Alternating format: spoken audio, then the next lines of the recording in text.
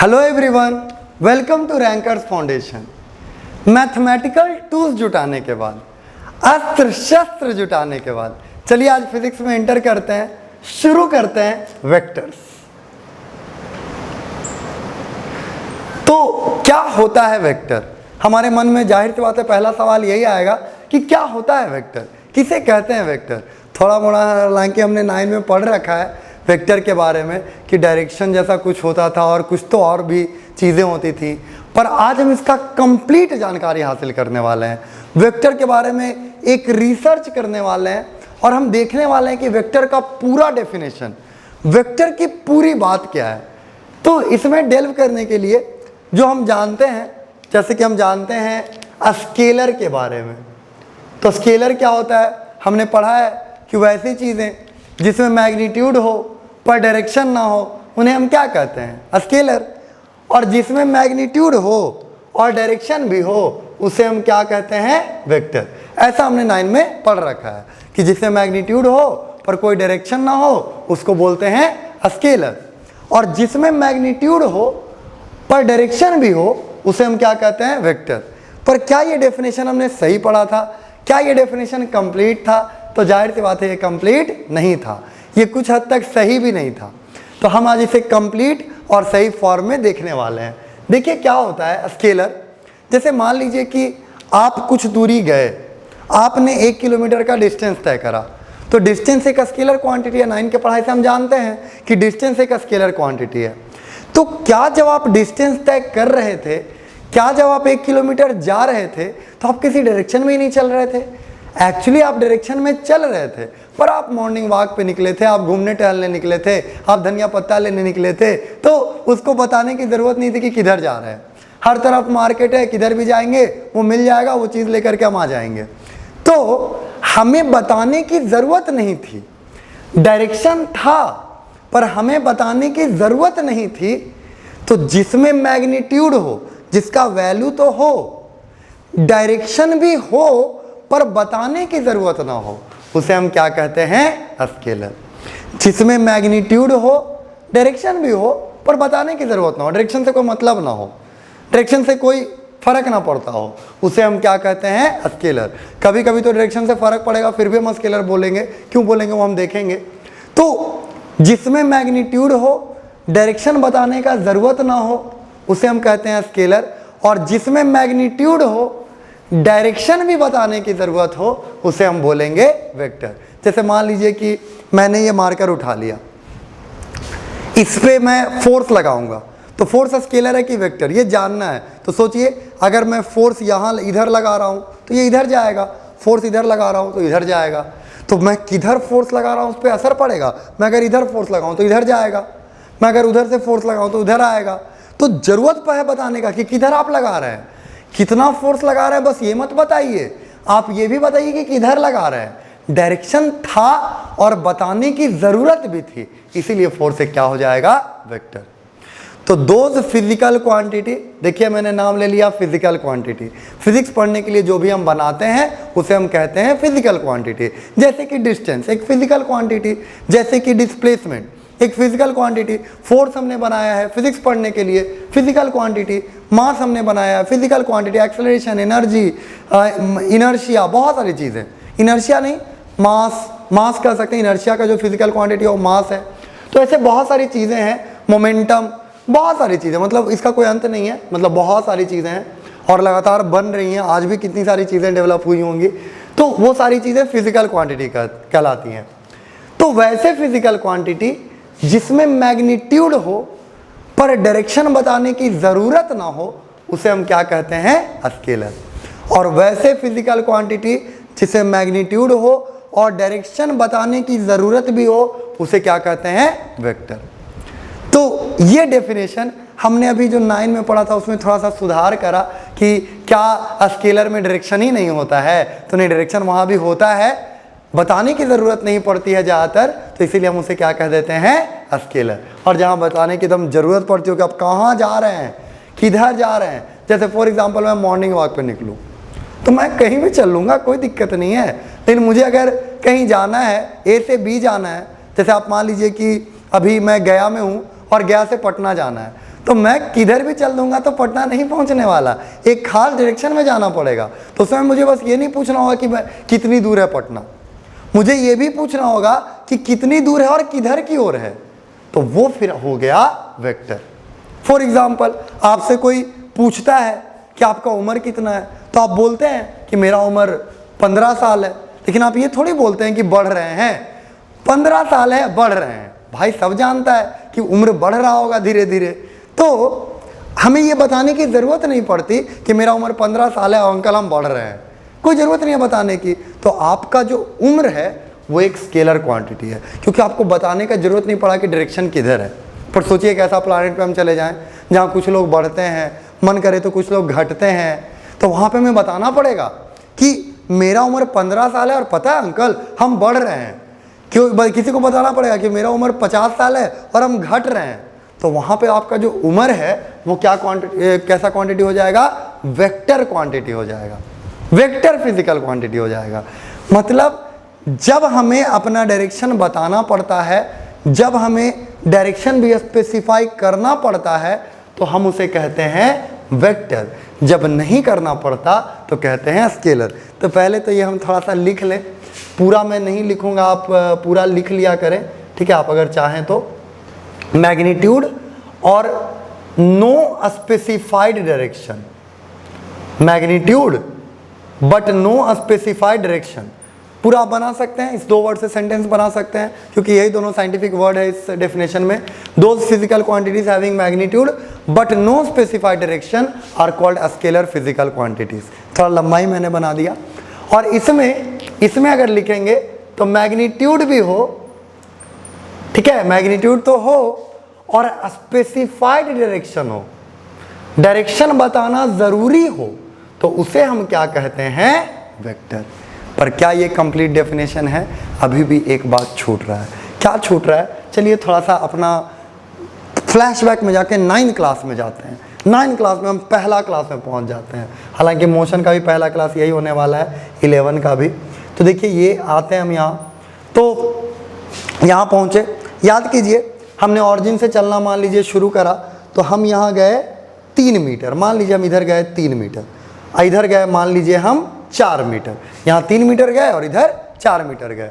कोई पूछे हमसे डिस्टेंस कितना है, तो हम सोचेंगे कि अच्छा डिस्टेंस पूछा है, ओहो तो ये तो 3 है, ये तो 4 है, तो टोटल डिस्टेंस मेरा हो गया 7। 3 और 4 जुटा, क्योंकि यहाँ से यहाँ तक का डिस्टेंस 3 है, यहाँ से यहाँ तक का डिस्टेंस 4 है, तो दोनों जुड़ करके 3 + 4 हमने बचपन से पढ़ रखा है 7, तो हमने कर दिया 7, यानी distance is equal to 3 + 4 7 metre, हमने बता दिया। फिर सर ने पूछा अच्छा बताइए डिस्प्लेसमेंट क्या है, तो आपने कहा कि 3 और 4, ठीक है। तो मैं यहाँ से यहाँ आया 3, यहाँ से आया 4, लेकिन डिस्प्लेसमेंट तो मेरा ये है, डिस्प्लेसमेंट तो ये है ना, तो डिस्प्लेसमेंट ये कैसे निकलेगा, 3 का स्क्वायर 9, छोटा दिमाग लगाया हमने, 4 का स्क्वायर 16, 16 9 कितना 25, तो 25 का रूट ये 5 मीटर आया हमारा डिस्प्लेसमेंट। हमने सोचा कि डिस्टेंस जब हम निकाल रहे थे, यहाँ से हम गए 3 मीटर गए, ठीक है, यहाँ से यहाँ गए हम 4 मीटर गए, मतलब यहाँ से यहाँ जाने का 3, यहाँ से यहाँ जाने का 4, तो दोनों जुड़ के 7 हुआ, हमने पढ़ रखा था। पर सोचिए यहाँ से आए डिस्प्लेसमेंट 3, यहाँ से आए यहाँ से यहाँ तक का डिस्प्लेसमेंट 4, यहाँ से यहाँ तक का 3, यहाँ से यहाँ तक का 4, और हमने इन दोनों को जोड़ दिया तो मिला 5। हमने तो बचपन में नहीं पढ़ा था कि 3 + 4 5 होता है, 3 + 4 5 तो नहीं होता था हमारे बचपन में, यहाँ तो हो रहा है। तो ये क्या मामला है भाई, ये क्या हो गया भाई, डिस्टेंस में ऐसा नहीं हुआ, स्केलर में ऐसा नहीं हुआ, वेक्टर में हो गया। तो हमारे दिमाग में आएगा अच्छा वेक्टर में 3 और 4 जुड़ के इसका मतलब 5 होता है, तो ऐसा कोई ज़रूरी नहीं है। देखिए यही 3 आप इधर जाते और 4 ऐसे चले जाते, तब देखिए आप 5 से ज़्यादा डिस्प्लेसमेंट हो जाता। यही 3 इधर आते और 4 इधर चल जाते, तो आपका 5 से कम डिस्प्लेसमेंट हो जाता। मतलब वेक्टर में 3 और 4 जुट के कुछ भी हो सकता है, कोई भी वैल्यू ले सकता है। वो कहाँ से कहाँ के बीच में ले सकता है ये तो बात की बात है, पर कोई भी वैल्यू ले सकता है। 3 + 4 चमत्कार हो करके 5 भी हो सकता है। 3 + 4 हमारे बचपन में 7 ही हुआ करता था हमेशा, पर आज से नहीं, आज से 3 और 4 5 भी हो सकता है, और कोई ज़रूरी नहीं है कि हमेशा 5 हो जाए, ये भी कोई ज़रूरी नहीं है। तो 3 + 4 हम कैसे निकालें? तो ये बहुत बड़ा अंतर है स्केलर और वेक्टर के बीच, और इस अंतर के दम पे हम बहुत सारे एग्जांपल्स लेने वाले हैं। अंतर ये है कि ये सिंपल अलजेब्रा को फॉलो करता है। जो स्केलर है, जो बचपन से हमने पढ़ रखा है ना, 2 दूनी 4, 3 दूनी 6, 4 दूनी 8, 4 + 4 8, ये सब सिंपल अलजेब्रा ये स्केलर फॉलो करता है। पर वेक्टर्स जो है वो सिंपल अलजेब्रा को फॉलो नहीं करता है। इसका जोड़ घटाव गुना भाग हम ऐसे ही नहीं कर सकते हैं, स्पेशल वेक्टर अलजेब्रा का जरूरत पड़ता हो, स्पेशल वेक्टर अलजेब्रा। तो अब ये डेफिनेशन कंप्लीट हुआ। What are scalar physical quantities? Those physical quantities having magnitude but no specified direction and can be calculated using simple algebra या सिंपल अलजेब्राइक ऑपरेशंस। बड़ा बड़ा धांसू चट्टानी वर्ड्स यूज करना चाहें तो इतना बड़ा बना सकते हैं कि those physical quantities having magnitude. थोड़ा इंप्रेशन भी तो एग्जाम में हमें कभी कभी मिलता है, तो उसके लिए हम थोड़ा सा टिप देंगे, थोड़ा सा फेंक देंगे। तो those physical quantities having magnitude but no specified direction and require simple algebraic operations are called scalar physical quantities. और वेक्टर का डेफिनेशन सुनिए, क्योंकि हम स्केलर नहीं पढ़ने वाले, स्केलर तो हम करना जानते हैं, स्केलर पे डील करना जानते हैं, हम तो वेक्टर पढ़ने जा रहे हैं। तो वेक्टर का डेफिनेशन ध्यान से सुनिएगा। Those physical quantities having magnitude specified direction, बताया हुआ होना चाहिए direction. Those physical quantities having magnitude specified direction and require a special vector algebra are called vector physical quantities or simply vectors. Those physical quantities having magnitude, a specified direction and require a special vector algebra for operation are called vectors, simply vectors कह सकते हैं। वैसे physical quantities जिनमें magnitude हो जिनमें specified direction हो, direction बताना जरूरी हो, और simple अलजेब्रा से काम ना चलता हो, स्पेशल वेक्टर अलजेब्रा का जरूरत पड़ता हो, तो उसे हम कहेंगे वेक्टर्स, उसे हम वेक्टर फिजिकल क्वांटिटी कहेंगे। तो ये वेक्टर का कंप्लीट डेफिनेशन है, ये वेक्टर पे कंप्लीट बात है कि वेक्टर हम इसे कहते हैं। वेक्टर हम पढ़ लिया हमने, और हम अब देख सकते हैं कि वेक्टर को हम लिखेंगे कैसे, क्योंकि स्केलर से तो अलग है, स्केलर से बहुत अलग है। चलिए हम कुछ एग्जाम्पल भी ले लेते हैं। और हम बात करें टाइम की, क्या स्केलर और वेक्टर स्केलर है कि वेक्टर है? क्योंकि टाइम का डायरेक्शन तो है, डायरेक्शन तो होता ही है, स्केलर में भी डायरेक्शन होता है। तो टाइम स्केलर की वेक्टर, और जो दोनों है तो क्यों भी आप सोचें, तो आप पहले सोचें कि टाइम स्केलर है कि वेक्टर, फिर सोचिए क्यों। तो टाइम स्केलर है, वेक्टर नहीं है, क्योंकि टाइम का डायरेक्शन बताने का हमें ज़रूरत नहीं है। इसका जो डायरेक्शन है फिक्स है कि प्रेजेंट से फ्यूचर की ओर फ्लो करता है। टाइम हमेशा प्रेजेंट से फ्यूचर की ओर फ्लो करता है, ऐसा नहीं कि कोई फ्यूचर से पास्ट आ जाए। अभी तक हम टाइम मशीन नहीं बना पाए हैं। क्या टाइम मशीन बनाने के बाद क्या होगा? लोग कंफ्यूज होंगे और उसका पार्टीशन करना पड़ेगा, क्योंकि फिर दोनों डायरेक्शन हो जाएंगे, फिर बताना पड़ेगा कि घट रहे हैं कि बढ़ रहे हैं, कुछ भी हो सकता है। हम वो फिल्मों में दिखा देते हैं, पर अभी तक वो प्रैक्टिकली पॉसिबल नहीं है। फिर बात करें और भी डिस्प्लेसमेंट की, तो डिस्प्लेसमेंट जाहिर सी बात क्या है, स्केलर की वेक्टर तो वेक्टर है, क्योंकि अभी हमने देखा सिंपल अलजेब्रा से जुड़ता नहीं है। एक बहुत अच्छा एग्जाम्पल इसके बीच हो सकता है इलेक्ट्रिक करंट। इलेक्ट्रिक करंट, जैसे मान लीजिए कि 3 एम्पियर का करंट है, इसमें मैग्नीट्यूड है 3 एम्पियर, ये मैग्नीट्यूड हुआ, और इसके साथ डायरेक्शन भी बताना जरूरी है कि भाई ऐसे है तो मेरे घर आ रहा है, ऐसे आ रहा है तो पड़ोसी के घर जा रहा है। और इंडिया में आपको पता है कि हमारे घर बिजली कटता है तो हम लोग क्या करते हैं, दरवाजा खोल के पहले देखते हैं कि सबका कटा है कि नहीं, फिर निश्चिंत रहते हैं। तो जहाँ पे 3 एम्पियर अगर डायरेक्शन इधर है तो मेरे घर आ रहा है, उधर है तो पड़ोसी के घर जा रहा है, तो डायरेक्शन भी बताना जरूरी है कि 3 एम्पियर करंट है और आपके घर जा रहा है, ये बताना जरूरी है। फिर भी ये वेक्टर नहीं है, क्यों? तीसरा प्रॉपर्टी, इंपॉर्टेंट प्रॉपर्टी, करंट को जोड़ने के लिए कोई वेक्टर अलजेब्रा का जरूरत नहीं है। देखिए क्यों? मान लीजिए 3 एम्पियर करंट गया यहाँ, और यहाँ से आ रहा था 4 एम्पियर करंट, मान लीजिए उधर से एकदम दनदनाता हुआ 4 एम्पियर और इधर से 3 एम्पियर, हमने ये वायर जोड़ दिया, पूछा इसमें कितना करंट होगा, तो कोई फर्क नहीं पड़ता है कि कितना है। 3 एम्पियर आया, 4 एम्पियर आया, तो यहाँ से पक्का 7 एम्पियर जाएगा। क्या हमें कोई स्पेशल अलजेब्रा का जरूरत पड़ा, क्या हम तार को ऐसा कर देंगे तो ये 7 एम्पीयर चेंज हो जाएगा? चेंज होने वाला नहीं है। तो जाहिर सी बात है करंट कोई वेक्टर क्वांटिटी नहीं है, डायरेक्शन की जरूरत है फिर भी वो वेक्टर क्वांटिटी नहीं है। वो कैसा क्वांटिटी है? वो स्केलर क्वांटिटी है। उसी तरह हम एक और एग्जांपल ले सकते हैं एरिया के बारे में।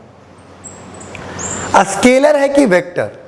तो एरिया के बारे में क्या है कि जैसे मैं इस बोर्ड को अगर मान लीजिए देख रहा हूं या आप देख रहे हैं, ठीक है, तो सोचिए आप इसे बाहर से देख रहे हैं ना, अगर ये बोर्ड एक फ्रेम होता और उधर से कुछ आता तो आपको ऐसे आता वो दिखता, लेकिन अगर कोई उधर से जाता और इधर से कोई चीज आता तो उसको अंदर जाते हुए दिखता।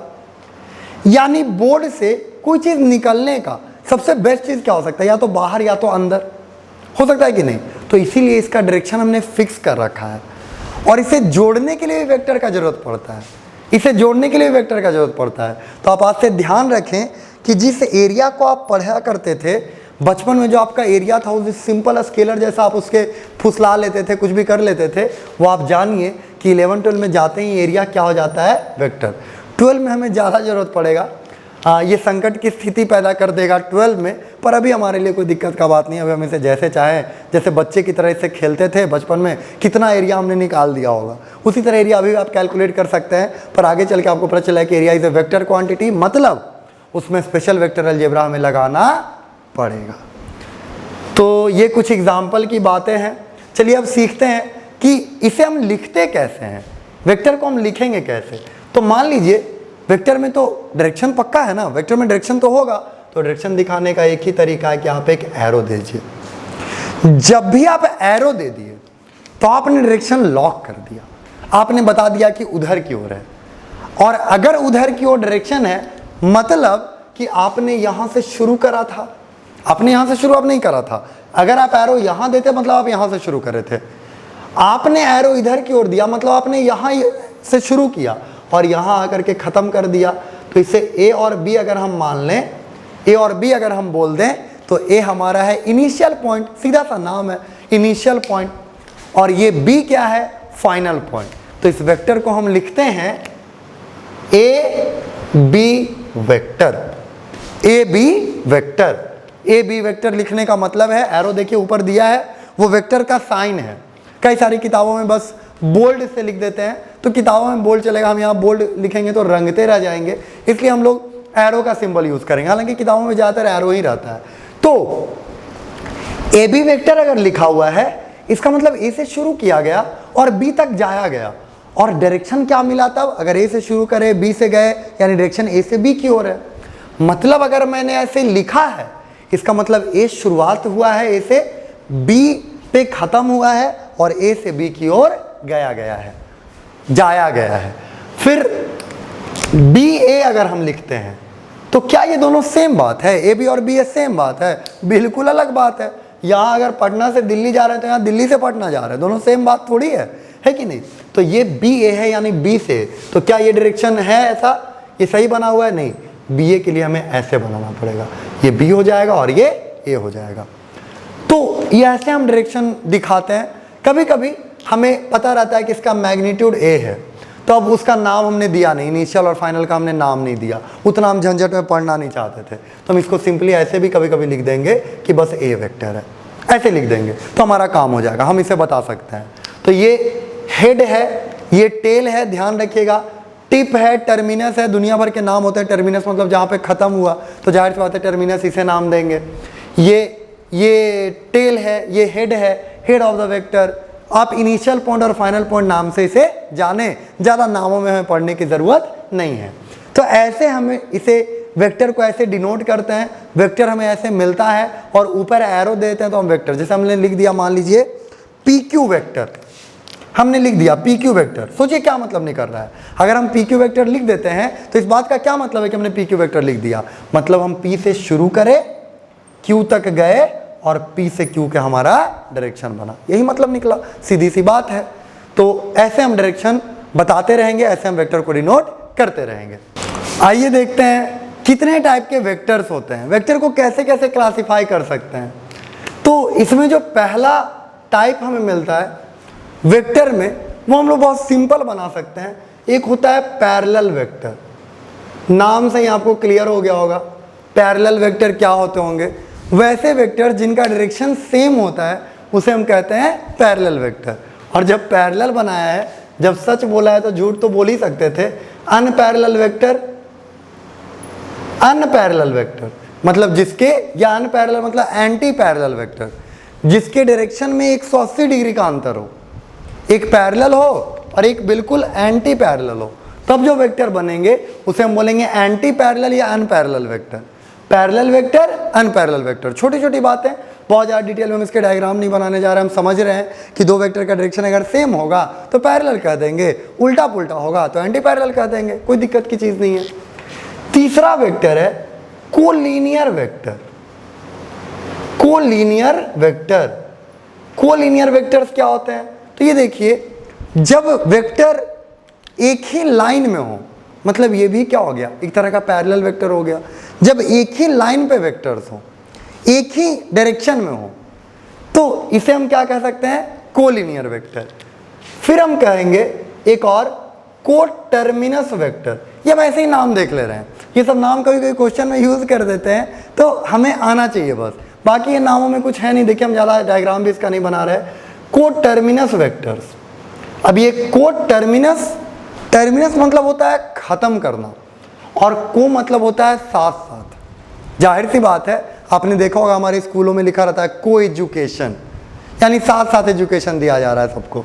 तो को मतलब साथ साथ और साथ साथ खत्म हो रहे हैं, मतलब एक साथ खत्म होने वाले वेक्टर। तो ये क्या होगा, सबका जो एंडिंग पॉइंट है ना, सबका एंडिंग पॉइंट अगर एक जगह हो तो ऐसे वेक्टर्स को हम क्या कहेंगे? कोटर्मिनस वेक्टर। तो ये कुछ बातें थी वेक्टर में। कुछ काम की बातें करते हैं, फ्री वेक्टर और लोकलाइज्ड वेक्टर। अब ये क्या बात हुई, ये क्या चीज़ हुई, फ्री वेक्टर और लोकलाइज्ड वेक्टर। तो देखिए क्या होता है फ्री वेक्टर।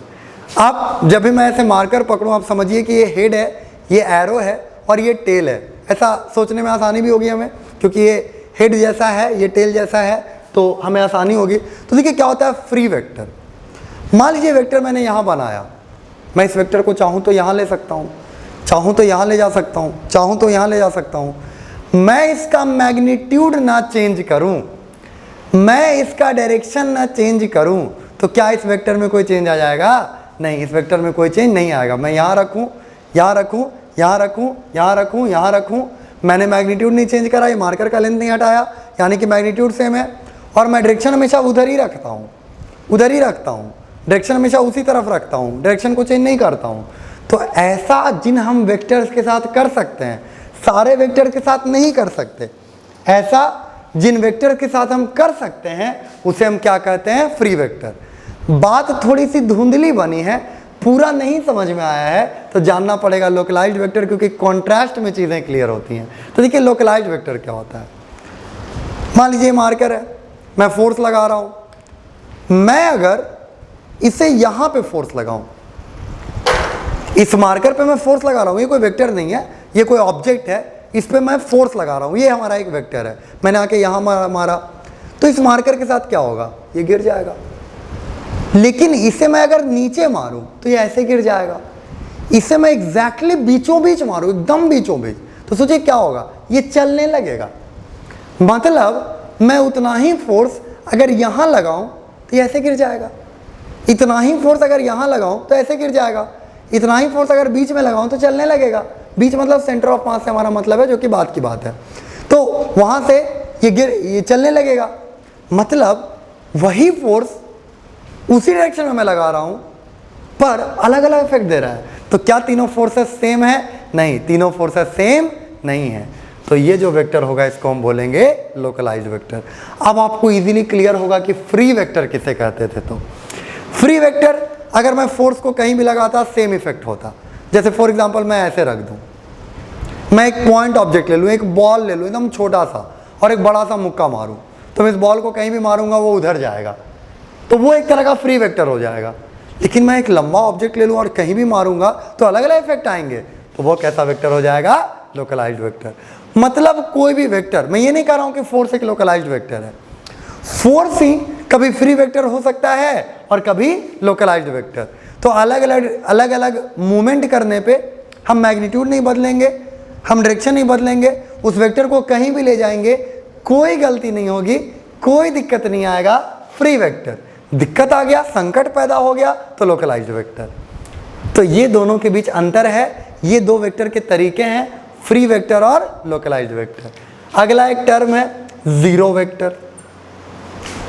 आप घर से निकले, चाय पिए, कॉफ़ी पिए, लंच किए, डिनर किए, यहाँ गए वहाँ गए, सब जगह घूमे, हर इंसान से मिले और उसके बाद वापस घर आ गए, आपका डिस्प्लेसमेंट कितना हुआ? ज़ीरो। पर जब हम कहते हैं कि डिस्प्लेसमेंट ज़ीरो है तो हमें ऐसा लगता है कि स्केलर बोल रहे हैं, जबकि डिस्प्लेसमेंट तो वेक्टर है।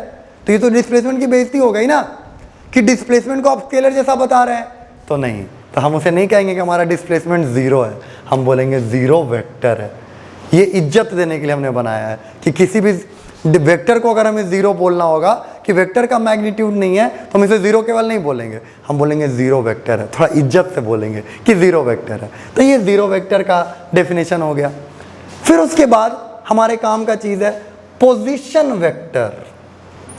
पोजीशन वेक्टर, इसमें तो बहुत डिटेल में चर्चा करने वाले हैं, 3D में भी जाने वाले हैं। तो पोजीशन वेक्टर क्या होता है?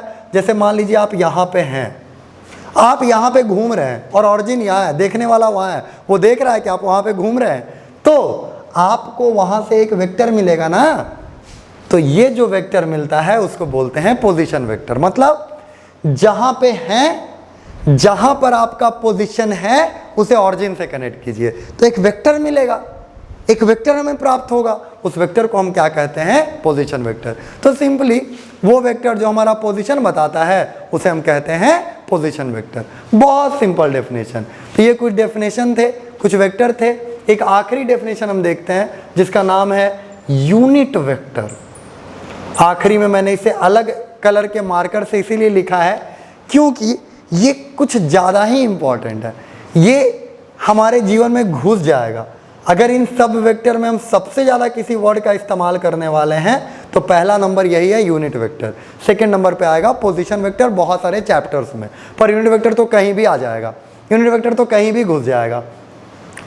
तो यूनिट वेक्टर क्या होता है, यूनिट वेक्टर की क्या बात होती है, ये चलिए हम देखते हैं, ये चलिए हम इस पर बात करते हैं।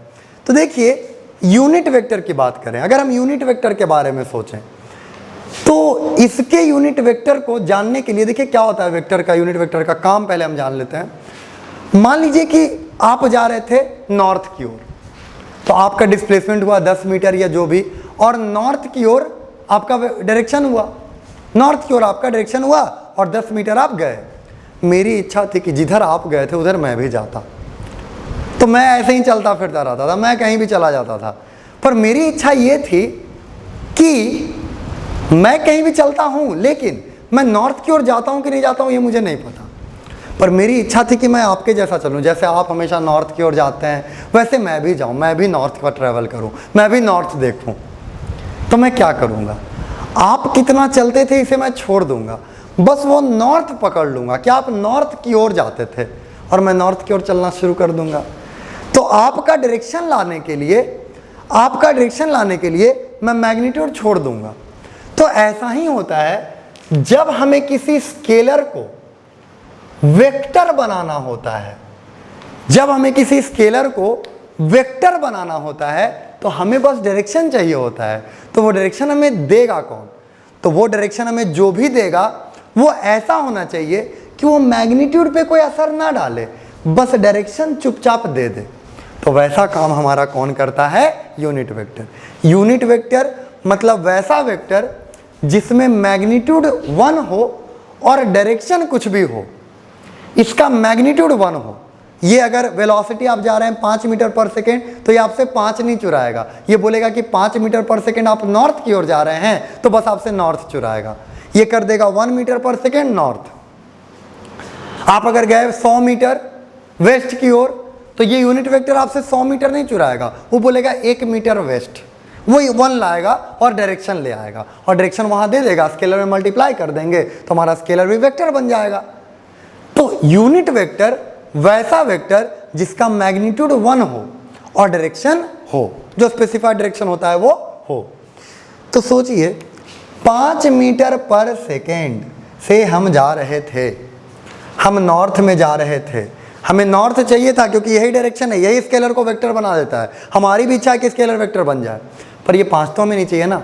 हमें तो लग रहा है कि ये 5 का क्या करें, 5 का क्या करें। एक होता तो आसानी होता, फिर यूनिट वेक्टर हो जाता, फिर हम मल्टीप्लाई कर देते, हमारा स्केलर वेक्टर बन जाता। तो अब इस 5 को 1 बनाएं कैसे? तो एक ही तो तरीका है, 5 से डिवाइड करिए ना, 5 से डिवाइड कर दीजिए। ये जो ऊपर आपने लिखा है ये तो वेक्टर है, और नीचे जो लिखा है वो उसका मैग्नीट्यूड है। ये जो आपने ऊपर लिखा है वो क्या है? वेक्टर है, और जो नीचे लिखा है वो क्या है? उस वेक्टर का मैग्नीट्यूड है। वेक्टर का मैग्नीट्यूड, किसी भी चीज का मैग्नीट्यूड, किसी भी चीज का एब्सोल्यूट वैल्यू हम कैसे डिनोट करते हैं? मॉडुलस लगा करके। तो वेक्टर मान लीजिए अगर पी क्यू है तो इसका मैग्नीट्यूड हम कैसे डिनोट करेंगे?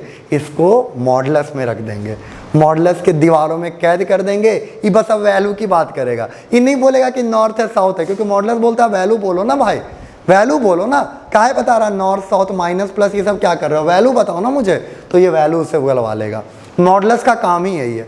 तो ये मैग्नीट्यूड को दिखाने का तरीका है कि मॉडुलस के अंदर उसे डाल देते हैं। तो किसी भी वेक्टर को अगर हम उसके मैग्नीट्यूड से डिवाइड कर दें, किसी भी वेक्टर को अगर हम उसके मैग्नीट्यूड से डिवाइड कर दें, तो हमें जो मिलेगा वो हो जाता है क्या? Unit vector. तो यही डेफिनेशन है, यही फॉर्मूला है, सब कुछ यूनिट वेक्टर का यही है कि a vector divided by its magnitude is called unit vector. A vector divided by its magnitude is called unit vector. Vector को अगर हम उसके मैग्नीट्यूड से डिवाइड कर दें तो हमें जो भी मिलेगा वो कहलाएगा यूनिट वेक्टर। तो अब देखिए यूनिट वेक्टर, अगर हम यहां आए यूनिट वेक्टर की अगर हम बात करें तो कैसे मिला हमें? वेक्टर को मैग्नीट्यूड से डिवाइड करके। तो मान लीजिए हमें चाहिए था P Q cap, P Q cap चाहिए था। अब ये कैप क्या हो गया? तो इसे कैप भी बोलते हैं, CAP, या तो कैप बोलते हैं या हैट बोलते हैं। टोपी है, टोपी, कैप या हैट।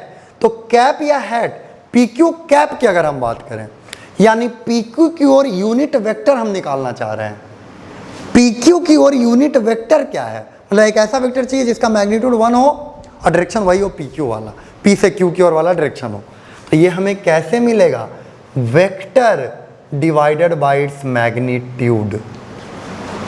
किसी वेक्टर को उसके मैग्नीट्यूड से डिवाइड करिए, आपको कौन मिलेगा? Unit vector. A vector divided by its magnitude is called unit vector. किसी वेक्टर को अगर हम उसके मैग्नीट्यूड से डिवाइड कर दें तो हमें जो वेक्टर मिलेगा वो हो जाएगा यूनिट वेक्टर। और हमने क्या किया? हम जाहिर सी बात है ऑरिजिन पे होते हैं, एक्स एक्सिस होता है, वाई एक्सिस होता है। तो हमने क्या किया? इस एक्स एक्सिस और वाई एक्सिस के जो कंसेप्ट है ना, ये एक्स एक्सिस और वाई एक्सिस जो है, एक्स एक्सिस की ओर जो यूनिट वेक्टर हम लेंगे वो हमने कह दिया आई कैप। एक्स एक्सिस की ओर जो यूनिट वेक्टर है उसे हमने कह दिया आई कैप, और वाई एक्सिस की ओर जो यूनिट वेक्टर है उसे हमने कह दिया जे कैप। एक्स एक्सिस की ओर के यूनिट वेक्टर को हमने कह दिया आई कैप, और वाई एक्सिस की ओर यूनिट वेक्टर को हमने कह दिया जे कैप। तो अब सोचिए, आप मान लीजिए हैं 2,3 पे, 2,3 पे आप पहुंचे हुए हैं, आप कुछ कर रहे हैं वहाँ पे, बड़ा शिद्दत से आप लगे हुए हैं 2,3 पे, पढ़ाई कर रहे हैं बैठ के। थोड़ा मुश्किल लग रहा है सोचने में, पर 2,3 पे पढ़ाई कर रहे हैं आप मान लीजिए। तो जाहिर सी बात है इस वेक्टर को अगर मैं लिखना चाहूँ तो 2 पहले आप इधर गए, किधर गए? आई कैप की ओर। आई कैप क्या आपका मैग्नीट्यूड चेंज कर देगा? नहीं, वो मैग्नीट्यूड पे कोई असर नहीं डालता, वो बस डायरेक्शन दे देता है। तो हम लिखेंगे 2 आई कैप। फिर आप उधर भी गए, ऊपर भी चढ़े, तो आप कितना चढ़े? 3, तो 3 जे कैप। तो 2,3 को अगर हम लिखना चाहें, वेक्टर में लिखना चाहें, तो लिख देंगे 2 आई कैप प्लस 3 जे कैप। क्या हम 3D में भी जा सकते थे? क्यों नहीं, 3D में भी चले जाते हैं, के कैप हो जाएगा। आई जे के, उतना इंग्लिश तो हम लोग को भी आता है कि आई जे के बाद के ही आता, तो के कैप। तो ये हो जाता मान लीजिए 2,3,4। तो बोलिए वेक्टर में क्या लिखेंगे? 2,3,4 को वेक्टर में हम क्या लिखेंगे? 2 आई कैप प्लस 3 जे कैप प्लस 4 के कैप। यानी 2 आई की ओर, 2 एक्स की ओर, 3 जे की ओर, 3 वाई की ओर, और 4 के की ओर, 4 जेड की ओर हम आ गए। तो हम जो वहाँ पहुँचे वो हो जाएगा 2,3,4 और उस वेक्टर को बोलेंगे 2i cap plus 3j cap plus 4k cap. तो किसी भी वेक्टर को, किसी भी स्केलर को अगर वेक्टर बनाना है तो हमें यूनिट वेक्टर मिलता है, और किसी भी वेक्टर को अगर हम उसके मैग्नीट्यूड से डिवाइड कर देते हैं तो हमें क्या मिल जाता है, unit vector. A vector divided by its magnitude is called unit. हमने शुरू में ही देखा कि वेक्टर को सिंपली जोड़ा नहीं जा सकता है, 3 और 4 वेक्टर में 5 हो जाता है, तो कैसे जोड़ा जाता है? तो इसके भी तरीके हैं, वेक्टर अलजेब्रा है पूरा। तो हम कुछ आसान मेथड से शुरू करेंगे और फिर वेक्टर अलजेब्रा में धीरे धीरे एंटर करेंगे।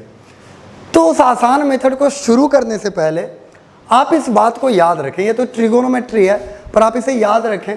मैंने टूल्स बताते वक्त आपको बताया होगा, पर आज कुछ ज़्यादा ही इसे ज़रूरत है और हमें थोड़ा सीरियसली लेना पड़ेगा आज इसे। तो ये है ए, बी और सी हमारा एक राइट एंगल ट्रायंगल है, जिसे मान लीजिए ये वाला साइड 3 है, मान लीजिए ये वाला साइड 4 है, ये वाला साइड 5 है। कुछ याद आ रहा है? ये बताया गया था, कुछ याद आ रहा होगा तो, नहीं याद आ रहा कोई बात नहीं, अभी ध्यान दीजिए, बहुत सीरियसली पढ़ने वाले हैं अभी हम इसे और इसकी बातों को याद रखने वाले हैं। तो 4 के सामने जो एंगल होता है ना, वो होता है 53 डिग्री।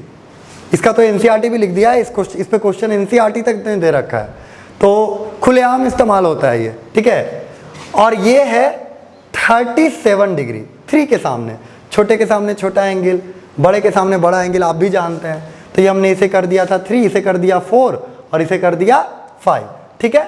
तो ये हमारा एंगल बनता है 53 और 37। तो सोचिए जो साइन 53 बनेगा, साइन 53, हम सारा रेशियो नहीं याद रखने वाले, हम इस डायग्राम को पूरी तरह समझ के मन में बसा लेने वाले हैं और तब इस्तेमाल करने वाले हैं। तो 53 डिग्री साइन की अगर बात करें तो साइन होता है p/h, साइन होता है p/h, तो ये हो जाएगा 4, ये हो जाएगा 5, यानी साइन 53 डिग्री हो जाएगा 4/5, समझ गए। कॉस 53 डिग्री, तो कॉस होता है b/h यानी 3/5, ये हम समझ गए, कोई दिक्कत की चीज नहीं है, ठीक है। तो अगर इस ट्रायंगल से हमें कभी, ये ट्रायंगल हमें याद हो गया, हमें कभी निकालना पड़ा कॉसेक 53 डिग्री, तो क्या आप निकाल सकते हैं? हाँ, हम अगर इमेजिनेशन ही भूल गए, अगर हम बिल्कुल राहों में भटक गए तो हम ये ट्रायंगल याद तो हमें रहेगा ही और हम इसी से निकाल लेंगे। पर हम अगर इमेजिनेशन का यूज़ करें ना तो हम बड़ी आराम से इसे याद रख सकते हैं। हमें इसे झंझट में 3/5 4/5 के पढ़ने की ज़रूरत नहीं है, हम इसे बड़ी आराम से याद रख सकते हैं। कैसे? देखिए, मान लीजिए कि ये वेक्टर है एक, ये साइड 10 है, मान लीजिए ये 10 है, तो होगा क्या कि ये 3 था, 4 था, 5 था। ये इंपॉर्टेंट बात है, किसी भी एग्जाम में रह सकता है, मैं कोई एक्स्ट्रा बात आपको नहीं पढ़ा रहा हूँ। ये ऐसी बात है कि आप जो 30, 45 और क्या क्या यूज़ करते हैं एंगल, जो हमने बचपन में पढ़ा था, छोटे मोटे नन्हे मुन्ने एंगल, प्यारे प्यारे नंबर, वो सब वो नंबर में हमेशा रूट आता है। हमें 60 देखने में प्यारा लगता है, पर उसका वैल्यू जो हम निकालेंगे साइन का तो √3/2, तो वहाँ तो बहुत गड़बड़ हो जाती है। तो वो सब नंबर से हमें ये बचाता है, ये हमें रूट वगैरह से बचाता है। थोड़ा अच्छा नंबर, ये शुरू में देखने में थोड़ा खतरनाक लग रहा है, पर इससे जो नंबर्स निकल के आते हैं, जो हमारे काम के नंबर्स होते हैं, वो थोड़े क्यूट आते हैं। तो इसीलिए हम इसका इस्तेमाल करेंगे और क्वेश्चंस में भी इसका इस्तेमाल होता है। इवन एनसीईआरटी में भी कुछ क्वेश्चंस हैं जिसमें इसका इस्तेमाल किया गया है। तो जाहिर सी बात है, जो एनसीईआरटी में है आपको तो पता है, उसे पढ़ा नहीं पूजा जाता है, तो फिर ये हमारे लिए ज़रूरी हो गया। इसलिए ध्यान से सुने, इसके कंसेप्ट को आप समझें, मैं इसे कैसे यूज़ करता हूँ आपको बता रहा हूँ, वो आप समझें। तो 37 53 था, ठीक है। अब सोचिए मैं यहाँ पे 6, 8 और 10 कर दूँ, क्या रेशियो में कोई चेंज आ जाएगा? ट्रिगो की यही तो खासियत है, आप ट्रायंगल को अगर बराबर रूप से बड़ा करते हैं कुछ चेंज होता नहीं है। मैं इसे 15, इसे 20 और इसे 25 कर दूं तो मैंने सबको 5 गुना बढ़ाया ना, तो कोई चेंज होने वाला नहीं है। मतलब ये ट्रायंगल 3, 4, 5 के लिए केवल लागू नहीं है, ये 30, 40, 50 के लिए भी लागू है, 300, 400, 500 के लिए भी लागू है, ये 15, 20 और 25 के लिए भी लागू है। तो जहां कहीं भी इनके नंबर्स मिल जाएंगे 1.5, 2 और 2.5 के लिए भी लागू है। तो जहां कहीं भी ऐसे नंबर्स मिल जाएंगे वहां ट्रायंगल यही बनेगा और ये दोनों एंगल आ जाएंगे, प्रकट हो जाएंगे कि भाई हम आ गए। और हम ये सब काम कर सकते हैं जो हम सीखने जा रहे हैं। तो ये 10 है, मान लीजिए ये 10 है। क्या मैंने एंगल बीचों बीच जैसा बना दिया है? हाँ बना दी तो दिया है। तो इसे थोड़ा सा मिटा लेते हैं हम। देखिए ये मान लीजिए कुछ ऐसा बनाते हैं, ठीक है, कुछ ऐसा रियल डायग्राम थोड़ा बनाते हैं, थोड़ा कोशिश करके। तो ये देखिए ये मान लीजिए 53 डिग्री है, ये एंगल 53 डिग्री है, और ये साइड मान लीजिए 10 है, ये साइड मान लीजिए 10 है। अब सोचिए हाइपोटेन्यूज जब 5 था तो ये 3 और 4 हुआ करते थे। सोचिए इसे मैं यहाँ से अगर टॉर्च जलाऊँ, ये हम सीखने वाले हैं बहुत डिटेल में, आप भी बस इमेजिन करें थोड़ा सा, बहुत ज़्यादा मैं आपसे करने नहीं कह रहा। तो 10 में 53 आया है तो यहाँ से परपेंडिकुलर डालें तो एक 37 भी ऊपर आ जाएगा, 37 भी आ जाएगा। 53 अगर प्रकट हो चुका तो अपना दोस्त को तो लाया होगा ना, तो ये 37 भी यहाँ होगा। लेकिन जैसे ये प्रकट हुआ ये तो हाइपोटेन्यूज हो गया, यानी 10 अगर हमने लिया है तो कहीं ना कहीं 6 और 8 भी इंतज़ार कर रहे हैं कि हमारा नंबर भी आएगा। 10 आ गया है, थोड़ा देर वेट करो, फिर 6 और 8 हमारा नंबर भी आएगा। तो कहीं ना कहीं 6 और कहीं ना कहीं 8 है। तो चलिए हम ट्रायंगल बना लेते हैं ऐसे, और इन लाइंस को भी डॉटेड कर लेते हैं। इसको मान लेते हैं P और इसको मान लेते हैं Q। हालांकि X Y हम बाद में मानेंगे, भाई P और Q मान लेते हैं। तो सोचिए कौन इसमें से 6 है और कौन इसमें से 8 है। हमने डायग्राम थोड़ा रियलिस्टिक बनाने की कोशिश की है। कौन इसमें से P है, कौन इसमें से Q है, और कौन इसमें से 6 है और कौन इसमें से 8 है। ये सोचिए तो आपको पता चलेगा, बड़ी आसानी से पता चलेगा कि ये 6 है और ये 8 है, क्योंकि ये छोटा लग रहा है देखने में, और ये 8 है तो जाहिर सी बात है ये 8 हो गया और ये 6 हो गया। तो इस 10 को जैसे ही मैंने देखा, ये हाइपोटेन्यूज होने वाला था तो मैं समझ गया 6 और 8 आने वाले हैं।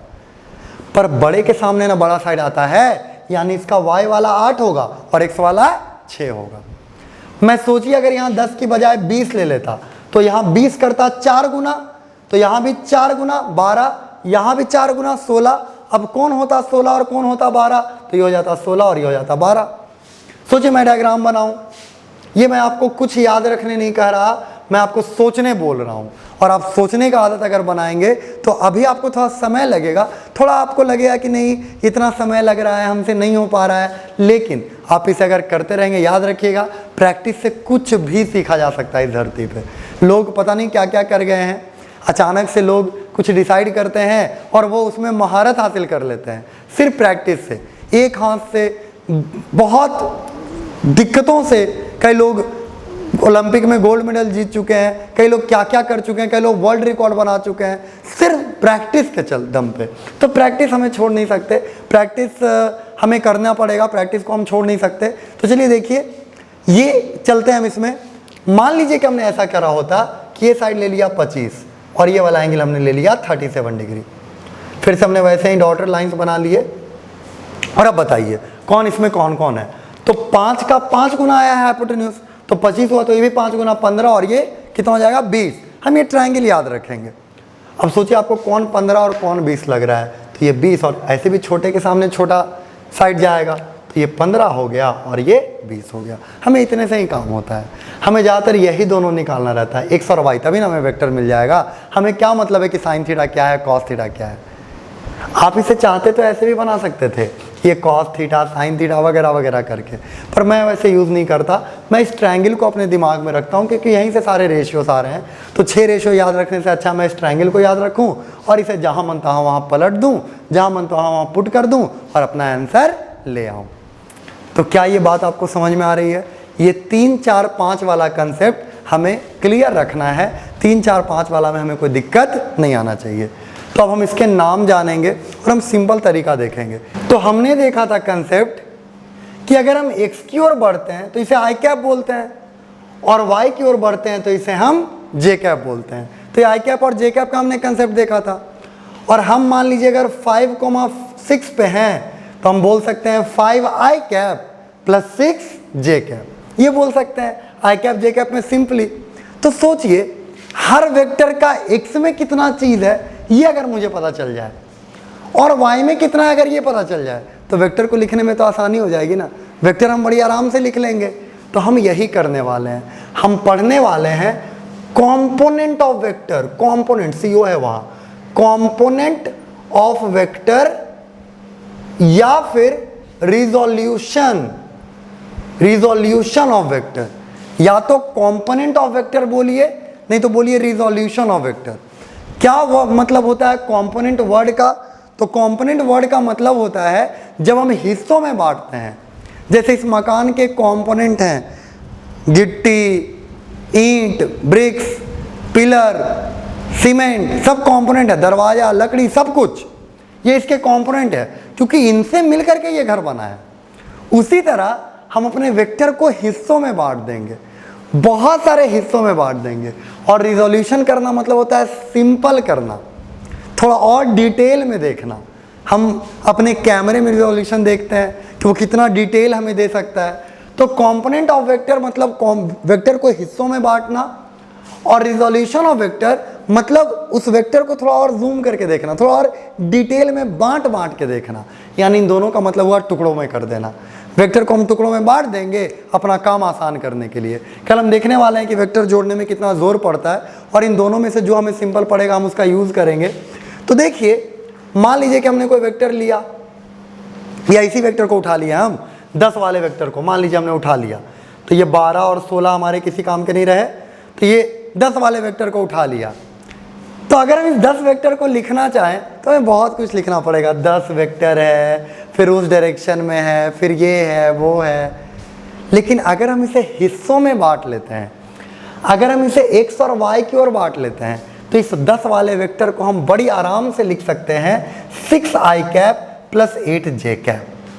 बहुत आराम से लिख सकते हैं 6i cap plus 8j cap. लिख सकते हैं कि नहीं लिख सकते हैं? इस 10 वेक्टर को हम ऐसे लिख सकते थे 6i cap plus 8j cap, और 6 और 8 जुटेंगे तो 10 मिलेगा, कोई दिक्कत नहीं है, वो बिल्कुल पहले ही बात है। लेकिन हमारा काम बहुत आसान हो गया, हमने बड़ी आराम से इसे लिख दिया, बड़ी आराम से जोड़ दिया, कोई दिक्कत नहीं हुआ। तो ऐसा जब हम करते हैं तो इसे हम कहते हैं कंपोनेंट ऑफ वेक्टर या रिजोल्यूशन ऑफ वेक्टर। और इसके लिए ज़रूरी है कि कंपोनेंट करना सीखा जाए। तो चलिए हम कोई वेक्टर ले लेते हैं जिसका नाम है v। हम मान लेते हैं कि वो थीटा एंगल बना रहा है, और हम इंटरेस्टेड हैं इसके इस कंपोनेंट में जिसको हम बोलेंगे y कंपोनेंट, और हम इंटरेस्टेड हैं इसके इस कंपोनेंट में जिसको हम बोलेंगे x कंपोनेंट। तो ये हम x बोलेंगे इसे, और इसे हम y बोलेंगे, और ये दोनों कंपोनेंट हम निकालना चाहते हैं ताकि i कैप j कैप लगाएं पीछे में और हमारा काम हो जाए, हम वेक्टर आराम से लिख दें। तो हम कैसे करेंगे ऐसा? तो ये कंपोनेंट हमें निकालना है। तो एक बड़ा सिंपल सा रूल है कि जो पता करना रहता है उसे हम ऊपर लिखते हैं, जो पता होता है उसे हम नीचे लिखते हैं और देखते हैं क्या लिखा गया। जो पता करना होता है उसे हम ऊपर लिखते हैं, जो पता होता है उसे नीचे लिखते हैं और देखते हैं क्या लिखा गया। तो इसके लिए देखिए b/h लिखा गया, और b/h लिखा गया यानी कि क्या? cos theta. तो x इज इक्वल टू हो जाएगा v cos theta, v cos theta. तो हम इसे समझेंगे, पहले हम एक और ले आते हैं। जो पता करना रहता है उसे हम ऊपर लिखते हैं, जो पता रहता है उसे हम नीचे लिखते हैं, और हम देखते हैं कि क्या लिखा गया। तो लिखा गया क्या? p/b इस थीटा एंगल के लिए p/h लिखा गया, सॉरी p/b नहीं, p/h लिखा गया। तो ये हो जाएगा sine theta. p/h sine theta होता है, ये तो हमें पता है ना, और हमने अभी भी टूल्स में देखा था कुछ दिन पहले। तो ये हो जाएगा y is equal to v sine theta. तो यानी कि इस y कंपोनेंट की अगर मैं बात करूं तो ये हो जाएगा v साइन थीटा, और इस x कंपोनेंट की अगर मैं बात करूं तो ये हो जाएगा v cos थीटा। मतलब इस वेक्टर को अगर मैं दो हिस्सों में बांटना चाहूं, इस वेक्टर को मैं अपने सुविधा के लिए, मैं अपने काम को आसान करने के लिए अगर दो भागों में बांटना चाहूं तो कह सकता हूं कि ये वेक्टर हो जाएगा, ये कंपोनेंट, ये हिस्सा जो x की तरफ है, ये हो जाएगा v cos थीटा और ये हो जाएगा v sin थीटा। यहां भी हम देखिए यही कर रहे थे। 10 का cos 53 डिग्री निकालिए, तो 10 इंटू cos 53 लिखते हैं 3/5। तो देखिए 2 बार गया, कितना बचा? 6। ये अलग बात है कि ये 6 हम दिमाग में ही सोच के ले आए थे, हमने इसके लिए cos थीटा रटा नहीं था, हम इमेजिन करके ले आए थे। लेकिन किया तो वही था, cos थीटा ही इमेजिन किया था ना। और देखिए ये फॉर्मूला आ रहा है cos थीटा। मतलब जिस तरफ वेक्टर को रिजॉल्व करना हो, वेक्टर को अगर कभी आपको रिजॉल्व करना हो तो जिस तरफ एंगल है उधर cos कर दीजिए, जिधर एंगल नहीं है, देखिए इस तरफ एंगल नहीं है, ये फ्री वेक्टर हम पढ़ते हैं तो हम इसको यहाँ भी ला सकते हैं, तो ये v sin थीटा इधर भी हो सकता है। तो देखिए जिस तरफ एंगल है उधर cos और जिस तरफ एंगल नहीं है उधर की ओर sin थीटा। सिंपली सोचिए, इसी v में मैं ऐसा डायग्राम बना लूँ, ये थीटा और ये v है, तो सोचिए मैं क्या करूँगा, इधर हो जाएगा v cos थीटा का कॉम्पोनेंट और इधर हो जाएगा v sin थीटा का कॉम्पोनेंट। तो आपको ये याद नहीं रखना है कि x की ओर v cos थीटा और y की ओर v sin थीटा, नहीं, ये घटिया बात है, ये अच्छी बात नहीं है। x की ओर v cos थीटा, y की ओर v sin थीटा नहीं होता है। जिधर एंगल हो उधर v cos थीटा, जिधर एंगल नहीं है उधर v sin थीटा, सीधी सी बात है। इतनी सी बात हमें याद रखनी है और ऐसा करके हम वेक्टर्स को दो हिस्सों में तोड़ पाएंगे। और जब हम तोड़ पाएंगे, जब हम दो अलग अलग हिस्सों में तोड़ पाएंगे तो फिर उन्हें आसानी से जोड़ पाएंगे। कैसे, देखिए ये वेक्टर इधर है और मान लीजिए ये वेक्टर इधर है। इन दोनों वेक्टर्स को अगर मुझे जोड़ना है तो पता नहीं क्या करना होगा, क्योंकि बहुत सारा एंगल बन रहा है इनके बीच में। पर सोचिए मैं इसे अगर वेक्टर में रिजॉल्व कर दूं, मैं इसका भी x इधर और y इधर ले लूं, तो देखिए इसका भी y इधर की ओर आया, इसका भी y इधर की ओर आया। मैं इधर 2 गया, इधर ही 3 गया, तो मैं इधर 5 गया ना, तब तो हम बड़ी आराम से जोड़ लेंगे। और इधर 2 गया, इधर 3 गया, तो मैं उल्टा में 3 गया, यानी उधर 1 चला गया, तो ये हम घटा लेंगे। तो ऐसे जोड़ घटा के हम बड़ी आराम से अपना काम कर सकते हैं। हम जोड़ने का काम ऐसे रिजॉल्व करके, कंपोनेंट करके बड़ी आराम से कर सकते हैं। हालांकि जोड़ने के और भी तरीके हैं जिन पे हम अगले दिन चर्चा करेंगे। आज के लिए बस इतना ही, बाकी बातें अगले दिन।